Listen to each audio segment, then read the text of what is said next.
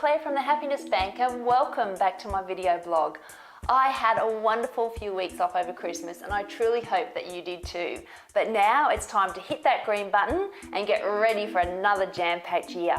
So, did you make a pact with yourself to be healthier and happier in 2014? And was exercise on your hit list? I certainly hope so, because it is such an important deposit to make into your happiness account. But how would you feel if I said that exercise can actually be bad for you? Wow! Now, that is a big statement to make, and that's what I'd like to explore further this week. Now, let me give you an example. My wonderful husband surprised me at the beginning of last year, and he bought me a bike so that we could exercise together, which was just awesome. I was so excited, but also really quite nervous at the same time. I wasn't sure that I liked the idea of clicking my feet into cleats and being attached to a bike. But I wanted to try something different, and I didn't want to be a scaredy cat. Everything that I had read said, get out of your comfort zone and try something new. So I did. We rode our bikes together every weekend for about 8 months. And every weekend I would wake up in the morning with a stomach full of anxiety. What if today I fell off the bike? What if today I couldn't get my foot out of the cleat? What if today a car hit me? I kept pushing those feelings aside, telling myself, oh Claire, don't be so silly. But no matter how hard I tried to reason with that voice in my head, I just couldn't silence it. So one morning I said, that's it, enough is enough. This form of exercise is doing me no good.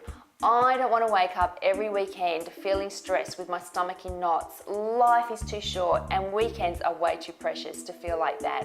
It is not a pleasant feeling. So I sold the bike and now I do exercise that I feel more comfortable doing. So there's a point in time when exercise can be bad for you.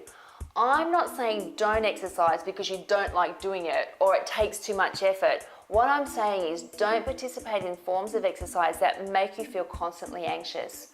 I personally steer away from boot camps and high intensity training classes because I really don't enjoy them and they make me feel anxious. I used to think that I had to do this type of exercise. I had been always told, hey, no pain, no gain.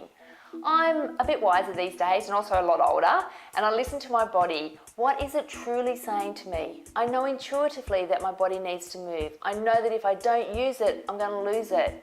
I'm drawn to yoga. I love the feeling of stretching and flexing and using my own body weight to strengthen my muscles, and I relish in the mind-body connection.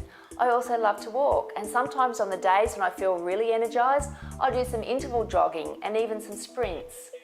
Exercise can be bad for you if it constantly makes you feel anxious. You don't need any more stress added to your life than you already have now.